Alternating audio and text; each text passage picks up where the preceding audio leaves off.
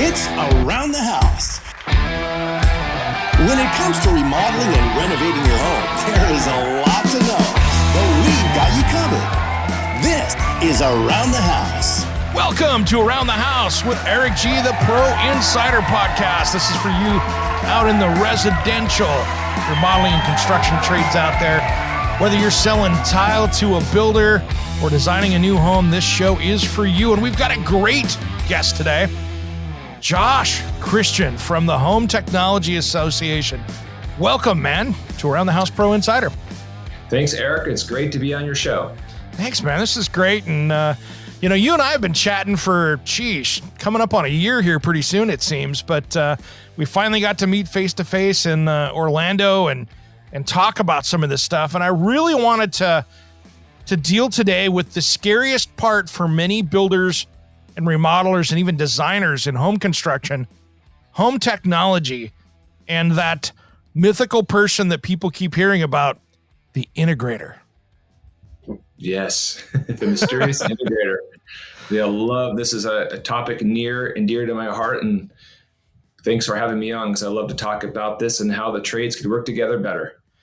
Man, I tell you what, it's almost like I see the bad habits happen out there, and it's because things have changed and people haven't caught up to how the world works now in construction. And, I see at the 11th hour, sheetrock's in, all of a sudden they're trying to bring the integrator into the process, or, painting's going on the inside and I got to start thinking about home technology, and they're 6 months too late in the process of where they should have had them in there. Absolutely. So, I'm with you on that. Yeah. So Josh, where do you see the best place to be ground zero for bringing in that, educated integrator into a job site? Yes. If we're talking to builders, interior designers, architects, all three of these trades, in your process, the home's technology needs to be determined as early as possible in the process. And that's a new thought to many. And when I'm able to speak to builders and designers and architects and explain why, the logic is there. And so the good news is they understand it once you bring up to some of the pain points they've had in their project. So for example, if I'm talking to a general contractor, someone doing new builds or major remodels, I will tell them that it's in their best interest and their client's best interest to get the home's technology needs determined before framing electrical and HVAC bids, which is a new thought to almost every single one of them. And their eyebrows might raise a little bit and go, huh? Then you explain, well, let me ask you a question. Have you ever had these problems? And I'll start listing off a bunch of problems, like the integrator gets brought into the project late, and now they want these framing changes because the speaker needs to line up with these lighting fixtures and there's framing joists in the way. Or the client wants to do a media room and they're going to have a motorized screen come down, but the floor joists don't line up the right way. And now there's these framing changes, or they're going to pocket a TV or put a motorized lift that comes out of a ceiling or out of a floor, and all these last minute surprises. So that's one thing they go, yeah, that's happened. Or if there's going to be a home theater or a media room, there's all sorts of needs on that room where all of a sudden they're being asked by the integrator to change some structural elements, or if they can't because it's too expensive or too far down the project, then these compromises happen and no one's happy. No. So they all have seen this, and once I bring up some of the pitfalls that they've probably seen on their projects, they start to listen, and that's great because we want to make the builders have an easier process of dealing with technology, and everyone wins, especially their client, who we're both working for. No question. One of my favorites is I'll walk into a brand new build and I'll walk into a room and there's maybe 3 or 4 doorways coming out of it. And I'm like, we didn't really need to do 4-way switches in here and have a switch in every one of these. You could have done it with technology and not have that electrician have to put we don't need 4 switches in this room just to turn the lights on. There are ways to get around that. Absolutely. Absolutely. And you and I have had this discussion before offline about the term integrator, and that's a good time to bring this in because I did the same thing after you and I talked when I was at a NARI convention just last week, and I asked by raise of hands, have you heard of the term technology integrator? Just like you, one or two hands goes up. Okay, what about the AV guy? Then all the hands go up, or the low voltage guy. So I say, all right, we're rebranding our industry. First of all, there's a lot of women getting in this industry, which is great. So there's no such thing as the AV guy. Yep. But it's so much more than AV, like you just said, lighting and the wall acne of having 4, 5, 6 gangs of lights. And then right next to that's a security keypad. And then maybe next to that's a thermostat. And pretty soon this gorgeous home that has beautiful interior design has all this hideous stuff stuck all over the wall that you're right. If an integrator got brought to the project, it could have been so much nicer. It could have been put in a small keypad. And the term integrator makes sense is because it's so much beyond, as you and I know, but telling the audience, it's so much beyond audio video, which is where the roots of this industry kind of came up from in the 80s. Yeah, and then, that's before we had a lot of the automation stuff that we have today. Yep. It was the quote unquote, like you said, AV guy that came in and put the speakers throughout the house and hooked up the intercom system. And if it was low voltage, it was the AV guy, and I'm using air quotes. It wasn't the electrician. Right. That's how this industry evolved. And then on top of that, then they got into the control systems and such. Then home automation was on the map. And I think that really started getting its kick in the residential space in the 90s, where you were integrating through these home automation systems. Now you're talking to lighting control systems out there, which are great. And then motorized shades and drapery systems, and then talking to the thermostats, and then talking to the alarm systems, and then talking to the pool and spa control, where you get all these controls and you could unify them into what used to be, before smartphones and iPads and things, used to be those big touchscreens, right? Yeah. We used to have those, like the iPad on the wall, as I called it. Yeah, it's exactly what it looked like. And they were really expensive back then. Or you'd have a almost like a mini iPad on, they were a lot thicker than an iPads we know today, but we have those color or black and white touchscreens. But wow, they were neat because you could consolidate all the controls in the house. And one of my favorite things about it was you'd have a button on there that would say entertain, and then your favorite music would come on and the lights would go to a preset level. It disarmed the security, get the house HVAC at the right temperature. It's really cool. So that's where we came from. But then the lighting systems and the motorized shades and surveillance cameras and, of course, computer networks, IT, Wi-Fi, all that started to come into the purview of what the integrator does. So therefore, the term integrator makes sense because you're integrating all this stuff together. Exactly. And then the other question that I always like asking, and this is my second hand raising moment when I'm in a room like you were, as I look out and say, okay, guys, how many builders do we have in here, or remodelers? And they stick their hands up, and it's half the group many times. And I go, how many of you are personally servicing that smart home equipment after the sale and through the warranty? And you see hands go up that are sheepish.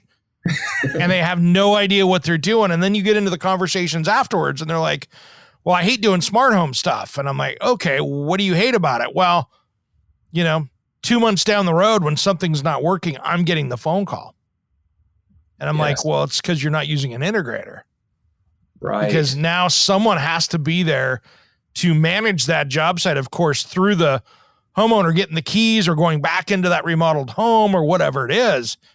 But now you've got to have some kind of tech support after the fact to make sure things are working correctly, and have somebody that's a point of contact so that they can service that after the sale. And you don't want to be the builder getting 12 phone calls on a Sunday afternoon because, Mrs. Smith's lines aren't working correctly.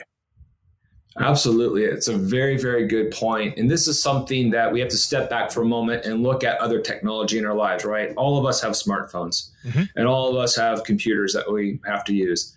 Are they perfect? Never.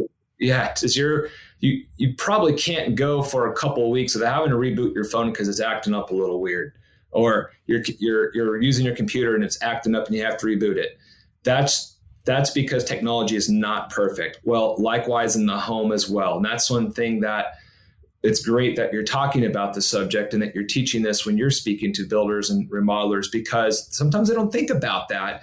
And in truth, I've been doing this since the mid 90s, but I'd say my more naive days when I first was selling home automation systems back when I was an integrator myself, I was a little too optimistic. Hey, we're going to do a great job putting this stuff in. It's just going to work. And then at some point you're going to want to upgrade it. No, it does. It is going to freak out once in a while.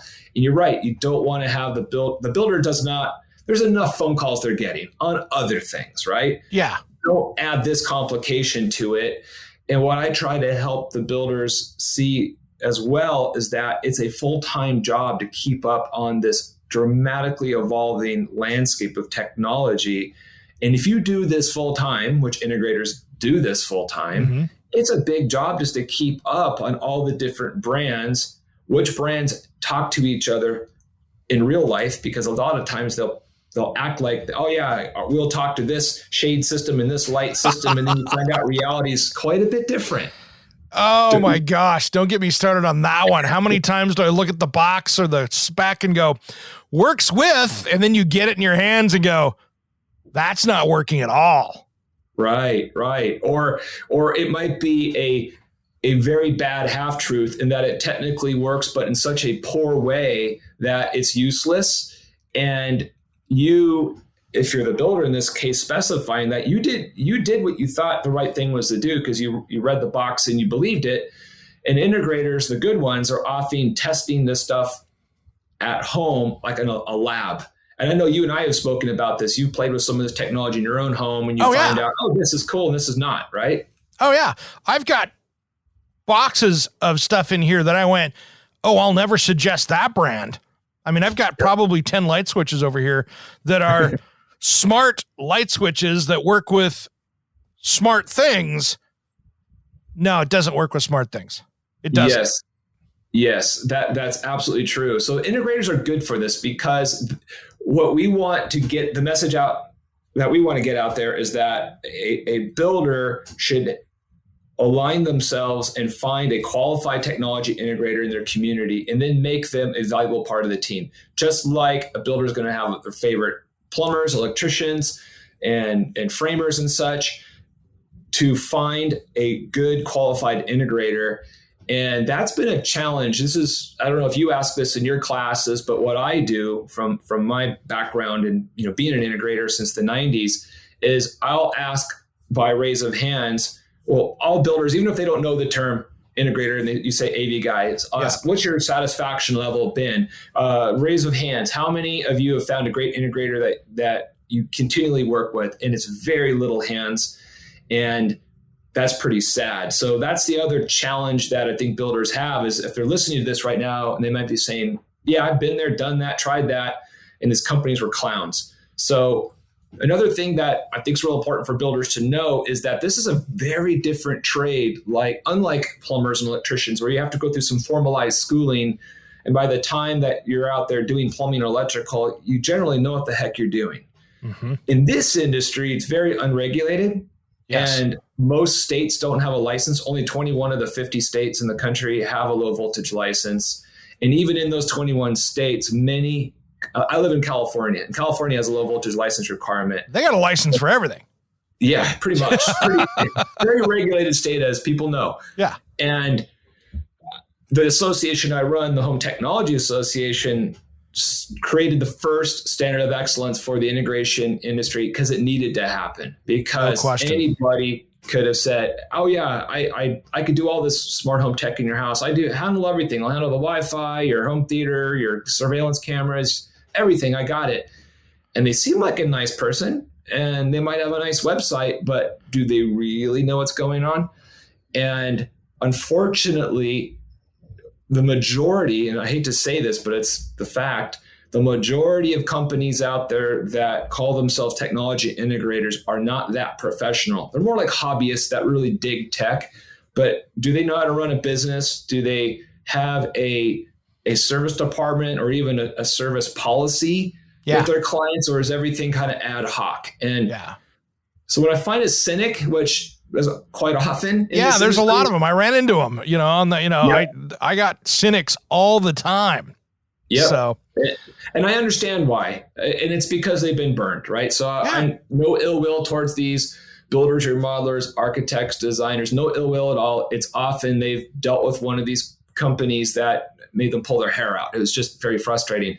So that's why this association was founded back in 2017, is to try to put an end to these bad technology experiences. We created a very tough certification standard that integrators can apply to become certified, and that the ones that do are called HTA Certified. HTA is our association, the Home Technology Association. So when I find the cynic, I say, yep, I totally understand what you're saying. I'm not going to try to defend this integrator at all, but just going forth, let me tell you about the HTA and the certification. Hire one of these folks. Your technology outcome is going to be much different. You know, I told this I was on the CDA podcast, and I told these guys the same thing. And I knew great guys over there. I know I rocked their world when I told them this. And I said, integrators as an industry have an image problem with builders right now, the same way interior designers did about 15 years ago. And it's taken a while to get through there. That somebody would say, oh, the designer's on the project right now, and he or she is walking onto the site. There's the eye roll, the deep breath. Oh no, here they come. Yeah. And I told him, I said, guys, this is something that the interior design industry, and that's something I've been in for 30 years, battled for about 15 years there, that there was not a lot of respect that was given towards that industry. And it takes time for them to figure out that, oh, wait a minute, these people are my partners and they're going to make my life easier. And you just have to bust through that curtain to get through to that. Yes. And education like you're doing here today is part of that. So kudos to you. This needs to happen. What I'm doing over here as the head of the Home Technology Association, which led us to get to know each other, actually. Absolutely. Is to work with the trade associations like NHB and NARI and going on the kitchen and bath side, NKBA and ASID, IDS, all these different associations out there, is to build these relationships, get that knowledge out there so they know the breadth and scope of what integrators do, which we kind of talked about already in the show quite a bit, and to find out when they should be brought to the project and how to find the good ones. Because when that happens, wow, like you just said, you said it, you nailed it. That when the builder started to accept the interior designer, maybe it took some time, but when they did, they realized, hey, wait, we're all part of the same team, and this house is going to look better. And the interior designer brings a skill set that the builder doesn't have to coordinate things and help with the project. Good integrators do as well. Bad integrators are just going to throw a wrench in the works, but the good ones that understand how to be team players, to show up at job site meetings if they have regular meetings, to go there and actually do design and engineering. Actually could mark up a set of plans. Now you're all talking on the same language, right? You're looking at a set of plans and coordinating things. But a bad framer, a bad plumber, and a bad electrician is going to throw that same wrench in the works if they're not doing good at their job. And I really like to see that integrator in with the electrician and becoming their best friends, because there's so many times, right, that you have this control system has to have power there. Yes. And those two got to be on that same page. Right. Because there are so many things that are being controlled. I can't tell you how many times that in new construction, I'll sit there and they're like, hey, I'm putting in this whole new smart air control system that's going on the HVAC system. And did you run an outlet over for that? HVAC guy goes, oh, I didn't even know we were putting that in. Oh, there's the box to it. Okay. Okay. Electrician, we need power over here. Now you're doing a little remodel on a house that is not even completed yet, but you're tearing up sheetrock and you're doing stuff again on change orders. And that's where these things, and especially now where you're getting into these new systems where now you're going to have the vent fans talking and just regular residential stuff. I'm not talking crazy systems here. I'm talking like Brown Newtone, where you've got, going in any home now, you're going to have the range hood talking to the bathroom vent fan, talking to the, the dehumidifier, and of course the ERV system bringing in fresh air into the house, those are all going to start talking together just as a basic model you're going to put into a house. And that's in a spec home. Yeah, absolutely.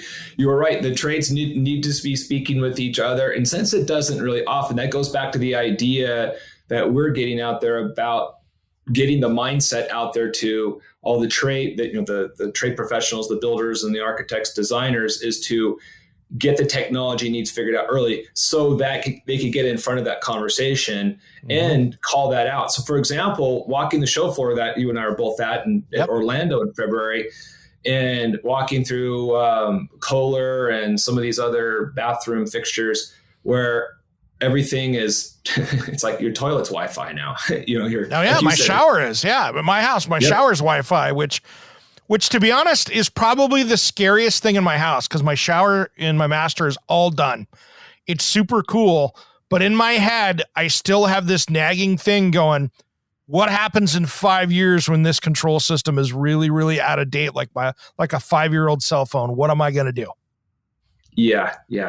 That's a good point. And one of the things I was bringing up to the manufacturers, and CD is working on this too, which is interesting and good, that they have a relationship now with Kohler, which is a good start, that they're helping share out with some of these manufacturers, kitchen and bath manufacturers, that it's nice to have Wi-Fi. Wi-Fi is there for convenience, but you know what? Please put some wired Ethernet jacks on the back of this stuff. It's going to make it more secure, faster, more reliable. So that's another topic, but this is what it's all helpful to have the integrator in, because not only are they looking at today's needs, but they're also looking at tomorrow's needs. And wire's cheap when it comes down to it. So super cheap compared to everything else.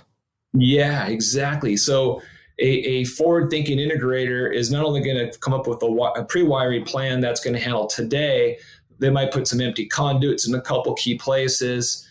Fiber is being run now in certain key areas. And just going back to the Wi-Fi thing, it's really funny. You have to run wires to have a good wireless system. So you're wiring up your access points around the house, even though they have mesh networks and now are just getting popular.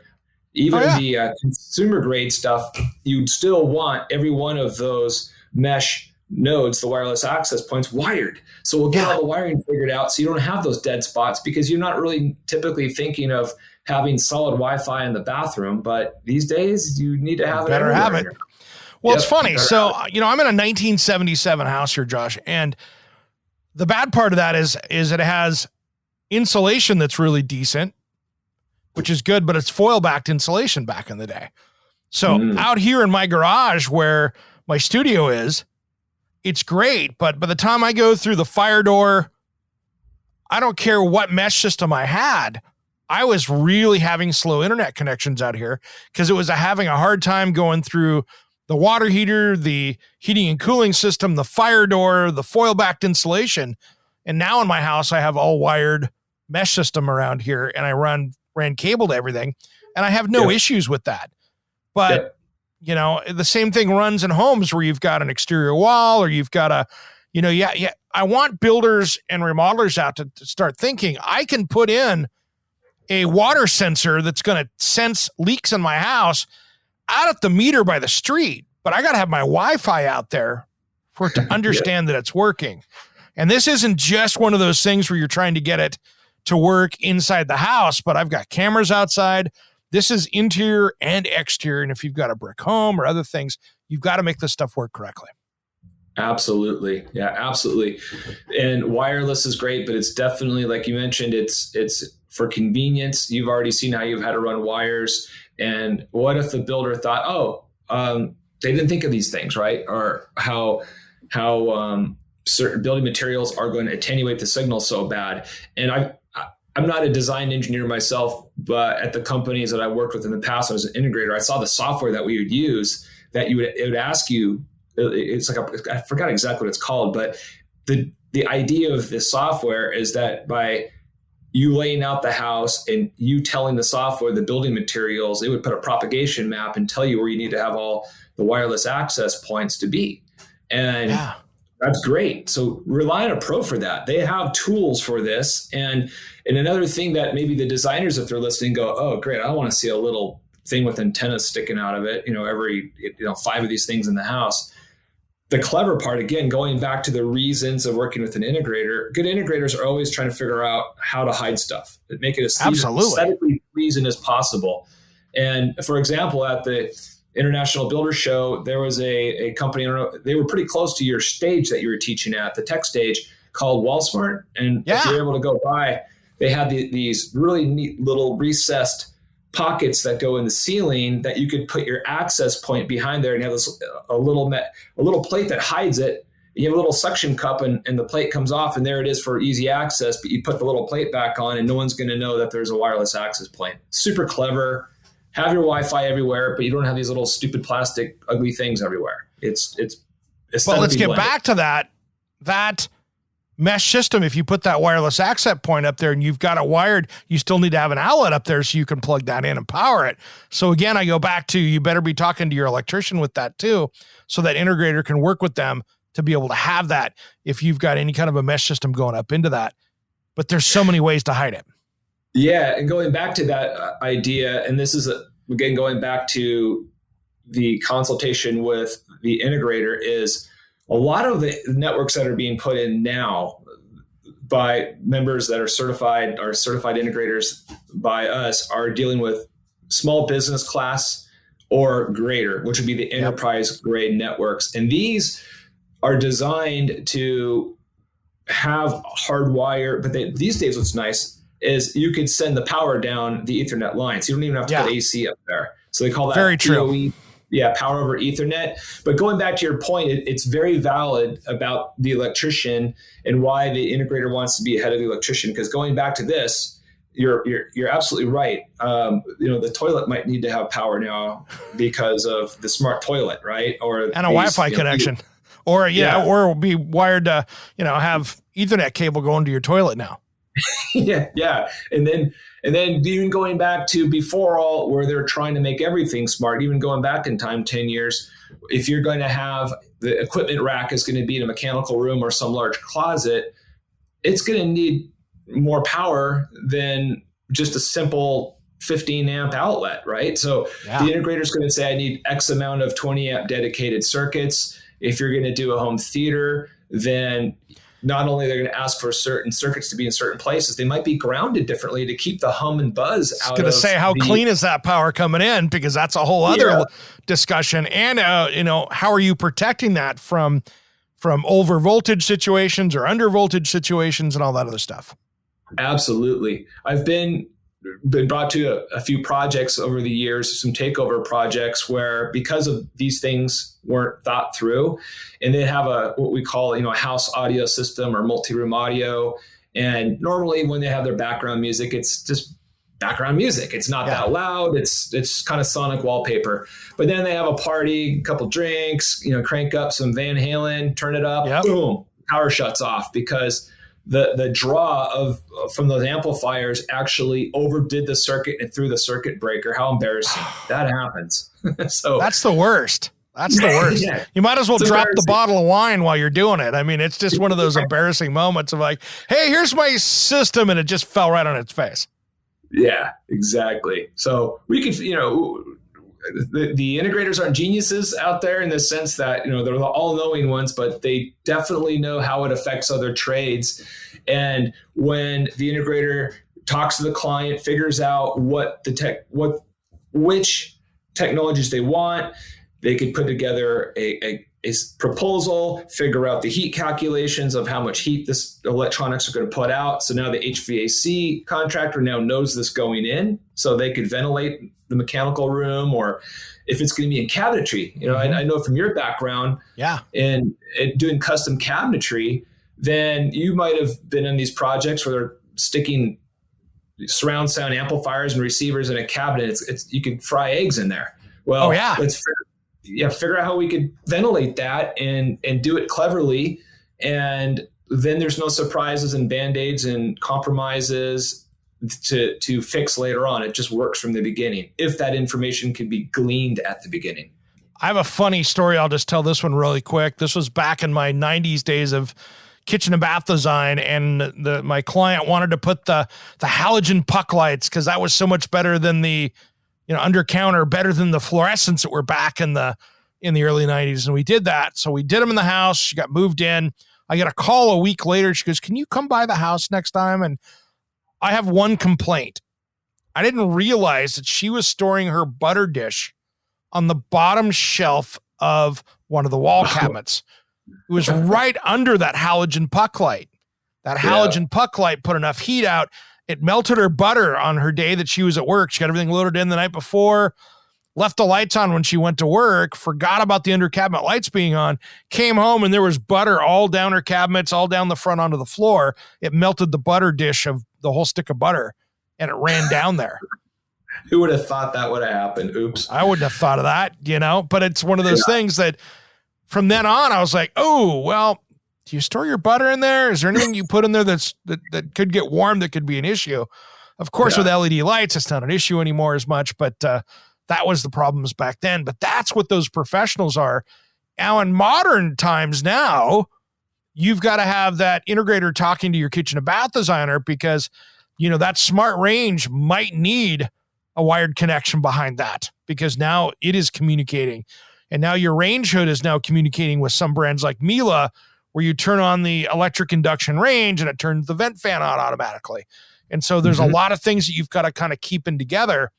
And I've been telling kitchen and bath designers for 4 or 5 years now, stop mixing brands in your kitchen appliance packages with people. You're better to stick with one brand because they are communicating with each other now. Yeah, they're building on one platform. Yes, and on this industry, it's a little different in that there's some brands on the home automation / smart home side that are making products, a lot of them under one roof, right? They started as a control company, then they branched into doing their own lighting panels, and then they're doing their own shading panels. And of course, there's a lot of symmetry or not synergy that is to kind of have it all in the same brain. The other thing, though, that's good to know, there's some really great best-in-class companies, like some major lighting brands out there like Lutron. They make shades and lighting, but they don't do control systems like that run the whole home. But the nice thing is their products are compatible with a lot of key players. And this is another reason why the integrator is a great resource, is they know who plays well with others. And when I was in the audience at your show back in February, and I remember in the Q&A session, the builder sitting next to me, who was kind of unfortunately trying to DIY this and play with this on his own because he wanted to offer it to the clients, kind of going back to the problem you brought up the outside. He was asking you about compatibility issues, and you said, yep. That brand doesn't talk to this brand, which doesn't talk to this brand. And of course it's confusing. It's confusing to consumers when they go out there. Some of the tech hobbyist ones that, let's say the homeowner is a little more tech savvy than average, and they want to kind of dig into this themselves. And then they run into these frustrating things like, oh, this product doesn't talk to this product, but it talks to this one. Why? And it's hard to get everything they want to work together easily, where leaning on an integrator, that's what they know. And they could tell you what price points, because maybe they can't afford a full-blown professionally installed system, but what can they afford? And let's figure out the most compatible system for you, or at least prepare for it. To get a professional system, get the wiring infrastructure in place. Well, great example. And I'm not bashing on Lutron at all, but Lutron has, you can walk into a Lowe's or Home Depot and grab a Casita smart home switch off the shelf. That's their entry-level switch. They have other things that they do. Yep. Yeah, and exactly. And that thing is handicapped compared to other things that they have out there. So maybe it's not going to work for you, but maybe the next step up will. And that's where that integrator is going to help you.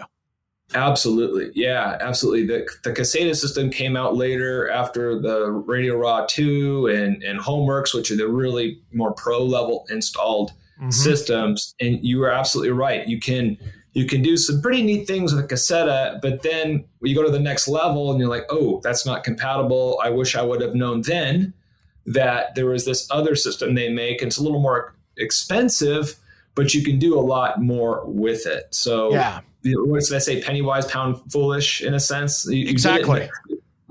I wouldn't say in this case the client's being cheap. They just didn't know. They just don't know. that there was another option. Yeah, and I ran into that at my house because, I have one big test bed here, and I think you and I were joking. I'm like, I got 4 different light switches in my house from 4 different manufacturers, and I had 5, but I took the 5th one out because it was so horribly working with everything else, and I'm like, it's just not worth it. It's the dumbest switch I ever had. I'd have been better off putting a regular, Decora light switch in and calling it a day. But, the problems I was running into was, okay, this is working with this light bulb. That's not working with that light bulb. And I do this a lot. I can imagine if you're a builder, how frustrating that would be when your electrician's popping out there who doesn't know this much stuff about some of this stuff. And they're just grabbing something out of the van to put in there. And then nobody knows why that light's flickering and you can't control it. Yeah, absolutely. That's a big thing with LED. Back in the day, with incandescents, they dim beautifully. Oh, yeah. And LEDs have gotten much, much, much better. And now there's even actually low voltage lighting now where you're not even running, 120 volts to the, conventional power to the LED fixtures. Are actually running 12 or 24 volts to them now. So they have DC lighting systems, which dim just like an incandescent would.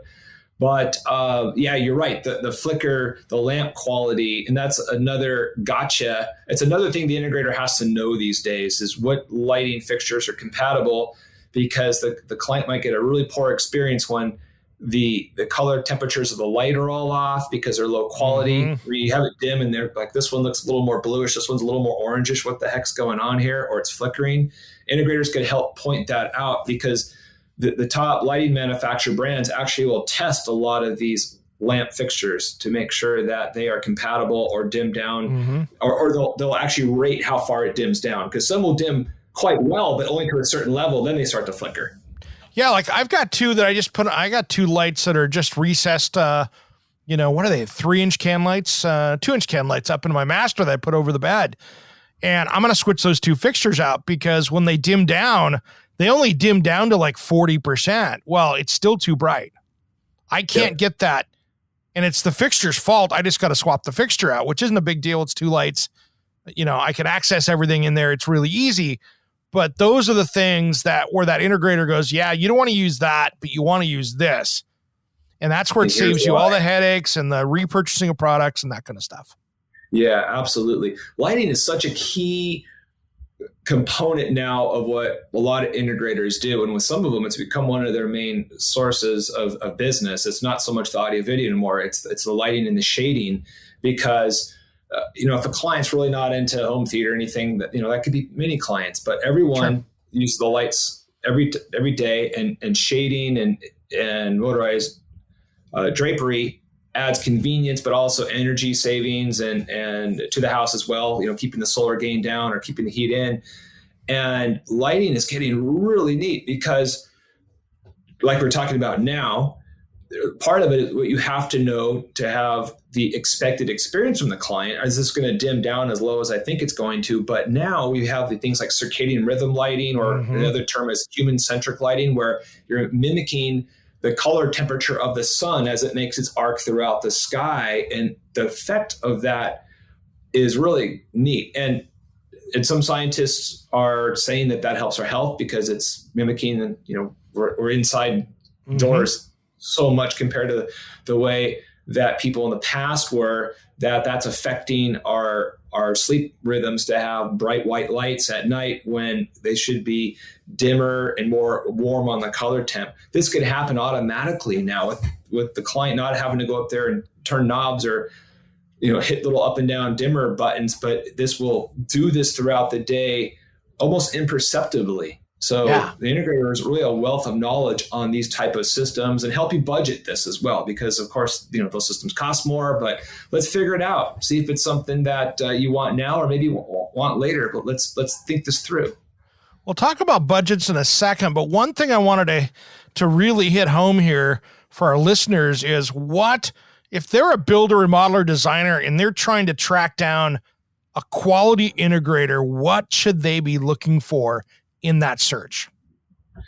It's a great question. Here's a little plug on the HTA, because we define that very question can be answered by going to HTAcertified.org. And since this is a podcast, you're going to have to just follow along. Can't do a screen share.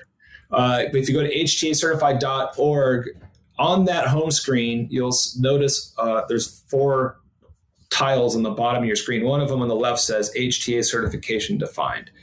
Click on that, and that is a great starting point. Of course, the easy button is just find a certified integrator on our website, because we have a dealer finder. Type in your zip code, and you'll find who made it through our tough validation and all the background checks and all the things we do to make sure someone's is worthy to carry the HTA certified badge. But what if we don't have one in your area? Because we publish it. It's not a hidden standard. It's all there with a bunch of bullet points, the things we do. So for those cynics out there, and you go to the HTA site, you go, hey, that sounds great. Oh, shoot, the next guy's 100 miles from me. Well, let us know. We'll try to find someone in your neck of the woods. We're doing that right now for someone trying to find someone in their neighborhood because they reached out to us. We're more than happy to do some homework for them. But use this because I don't know about your state, but in California, down here in Los Angeles, integrators are quite aggressive. They're knocking on job site trailers all the time. And every time I go to a job site trailer, there's tons of cards from integration companies, and put them through this. Go through this list of bullet points. Do they have a license? Do they have liability insurance? They filed bankruptcy recently. Do they have liens? Are they been sued? Who's backing them up? What endorsements can they give you? What are their customer service policies? Do they guarantee service? Or do they have a stated policy of customer service that they give to their clients? By doing this early homework up front, you'll weed out the bad companies. And just so you know, and this is a low percent, but we expect that only 10% of companies out there that call themselves, air quotes here, technology integrators, will meet the standard that we put forth. Nice. So it's a pretty low percent. But that's why we could go with confidence to the cynic and say, hey, I get you. That, if this industry were so amazing, then there would have been no reason for the HTA to even exist. Correct. But the reality is different, and there's a lot of people out there that mean well but don't know how to do it. These folks are different. Absolutely. Well, you created something interesting over there on the HTA page as well, which blows me away, the budget calculator.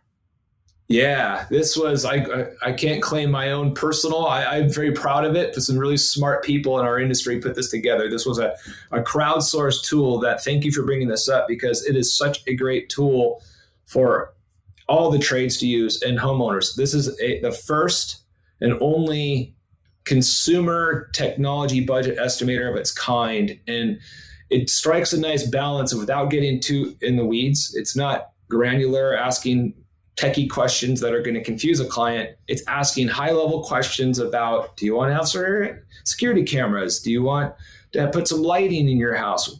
Everywhere? Just the main rooms or just a couple rooms? Simple questions. Yeah. And as you answer the question, there's only 17 of them. It gives you a budget from very good to amazing. Mm-hmm. The only thing it's not accurate on is if you want to stay completely in the DIY world. Sure. If you just want to put, all DIY, go down to, the big box store and pick up Wi-Fi cameras and everything Wi-Fi, then this is going to be too expensive. But this is professional grade equipment, and it's great for the builders and the trades to know, because it's more money than most people think to have this done well. And now you have a neutral, brand agnostic tool that even has the ability. There's 3 questions. It kind of gives you the ability to swing the numbers if you live in a more affordable part of the country. True. Versus crazy places like San Francisco and LA and New York City, where things are really, really expensive. There's ability to kind of sway the numbers one way or the other, but Nice. It works really well. And yeah, thanks for sharing it. It's a great tool. Yeah, it's great. Yeah, I got to play with that a little bit earlier, and I was like, okay, this is something that's really good out there for those builders, remodelers, and especially homeowners just trying to figure out, okay, what's a realistic budget for me? Because that's always the hardest part, is trying to nail down, okay, this is what I want, but before I go dive knee deep into this, what could I expect this to run? Yeah, and I'll tell you the reason we created it, because I could tell you from being on the integrator side of the fence for many years, when we would be brought to a project from the architect or the builder or the designer, we meet their client, beautiful home that they're building. Obviously, they are able to afford our services because you see what they're building. It's a pretty amazing home. And you would talk to them, find out their wishes and their wants and their needs, and you put a proposal together, and they'd be sticker shocked so bad because they would think you're ripping them off. Like, is this person crazy? Are they high? Well, how can it be this much money? Well, that's just what it is. And when you think about the brand, you'll know brands because you're into tech yourself. But 95% of the brands that are going in the homes, clients don't know what these brands are. No, and they don't have an idea what it would cost. So here's the problem that this fixes. So the good integrator, the legit great integrator, the ones that your builders and designers and architects want to work with, that are actually legit companies that take care of their clients, would put together a proposal. The client says, oh my God, that's way too much money. And then they'll call the other 90% of the integrators out there that are competing on price, putting in inferior solutions. They don't have the knowledge to even work and play with the team well. Yep. They come in 30, 40, 50% less. And the client goes, I knew it. That company was ripping me off. They hire based on the price. Everyone loses. Everybody has a bad experience. It's a mess. It costs the builder twice as much because now they got to, when that project's done, now they got to go back and fix it because of all the mistakes that were made beforehand. And you have a customer who is your homeowner that had a really poor experience that now gets blamed on that integrator that didn't know what they were doing. Yeah, absolutely. That is true. So it's great this message is coming out through your show here, because this is exactly how to pivot, to deal with technology in a more proactive way. Because when the trades get out in front of the technology to sit the conversation and lead that conversation, great things happen. The client wins. You're going to have less change orders, less project delays. Your client will thank you and not blame you because hey, thanks for bringing this up. And a tool that I shared with you that we just launched at the International Builder Show is that project technology assessment form.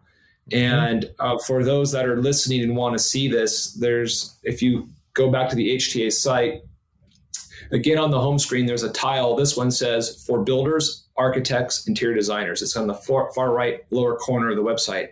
If you click into that article, it kind of talks about what we talked about today a little bit, but you'll see a link in the first paragraph to download what we call a project technology assessment form. It's a one-page checklist. It's designed for the trades to keep with them. And when you're talking, you get a new client and you're in the early phase of that project, this is the checklist of the technologies out there. The things we talked about today are in there and more. We didn't talk about energy management. That's another one. You kind of hinted at wellness. Wellness is a big topic, right? You're talking about the hoods and all that and the dehumidifiers. All part of this discussion now. So it's a checklist just to show the client to say, hey, as your, insert name here, as your builder, your interior designer, your architect, one of the things that I have to do is figure out what technologies you want so I could incorporate that into the whole design in your whole home. So here are the menu of options. You can just hand it to them or discuss it with them. And now you can hand that to your integrator and the client now is primed. Oh, yeah, I am interested in this and these topics. And now could get a quote from that integrator, and then this isn't forgotten about. It's part of the job from the get-go. And the cool thing is this really lends to that consumer experience, the people that are purchasing this home or own the home that are doing the major remodel. You are now providing them with a higher level of service from start to finish, and you're making the project go smoother, easier, and you have a much better control of the budget of things because that's being monitored throughout the process versus somebody just running down with the cart at Best Buy trying to load it up and throwing stuff in and then not, having to pay somebody by the hour to sit there and figure out how to make it work. Now you have a plan that's done, it's designed out, and it's something that's going to be functional. Absolutely. You said that perfectly.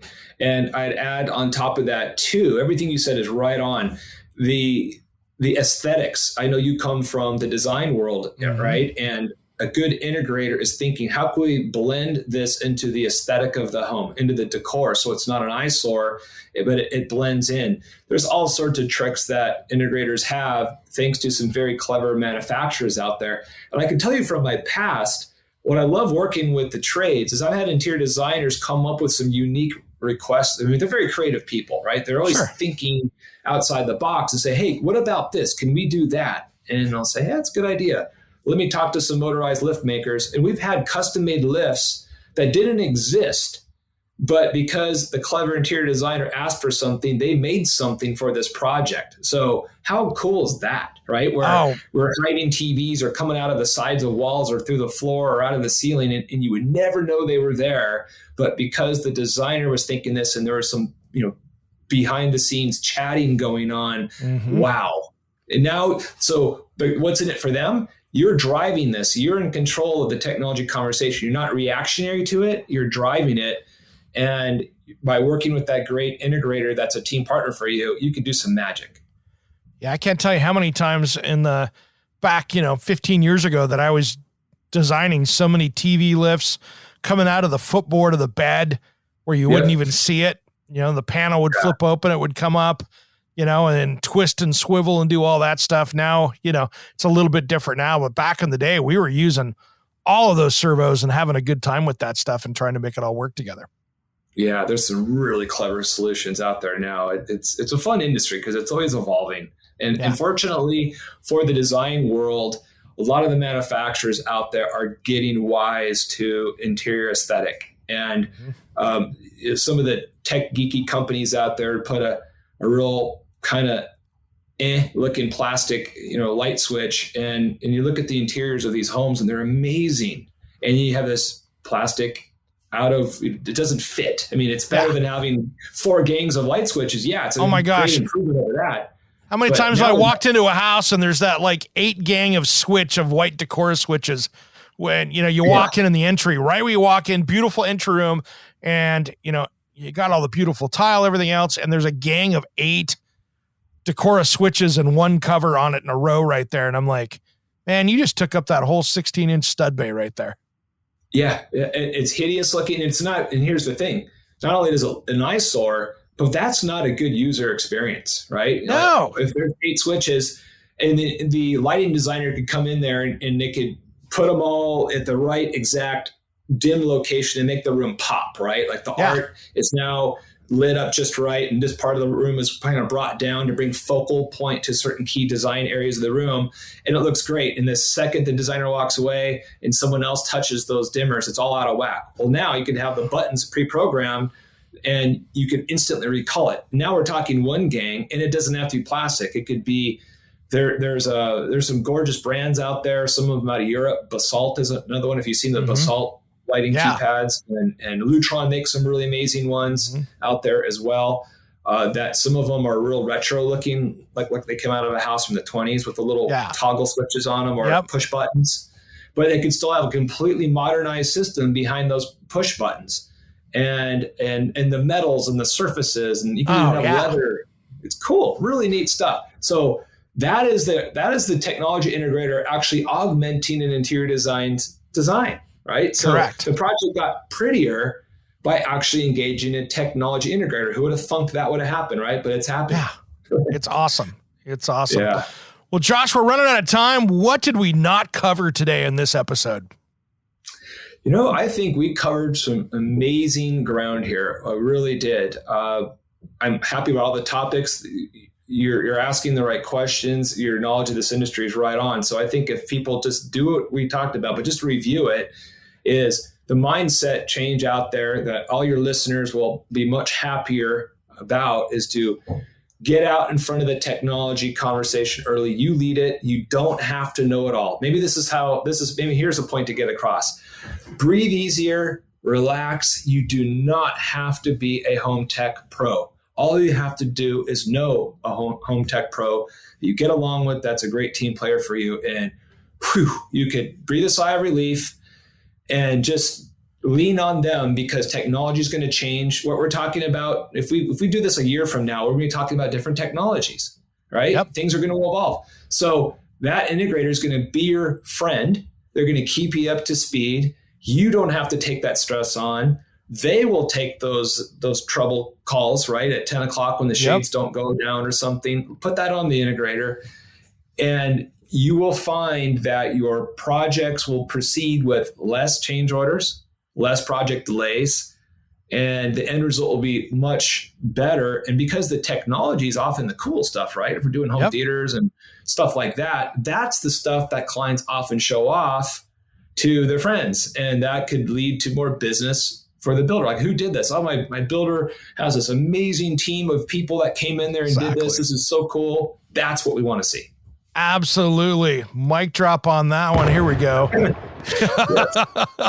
Dude, that is great. And that's the thing. You know, it's all about the easy button and making your project be more professional at the end of the day. Absolutely. Okay, Josh, thanks for coming on today. Again, let's hit the website again for people to come over there. That is HTA correct? Yes, HTA And another thing that I'd like to bring ideas to, because at the end here we talked about aesthetics a bit and hiding technology. We built something on our site too, which you'll see also on the home screen. It says resources, and this is a resource guide. What we've done is built a collection, and it's category based, by the way, of brands that are in this space. That, like, for example, Lutron. We mentioned Lutron's in here, and one of the companies I mentioned, Basalt, is in here, and Wallsmart. Some of the companies that are making really aesthetically beautiful products, we're showing. They have little microsites within our site, so you could go here and by topic find, for example, invisible speakers or some of the motorized lifts or architectural finishes. So basically what I'm just trying to say, it's a resource. Yeah. And we want this to be a resource for your listeners out there. So if they want anything tech, come here, check out some of the brands, read some of the articles, and then you can kind of get up on some of this cool technology coming out. Excellent. Thanks, brother, for coming on today. And everybody out there, thanks for listening to Around the House Pro Insider.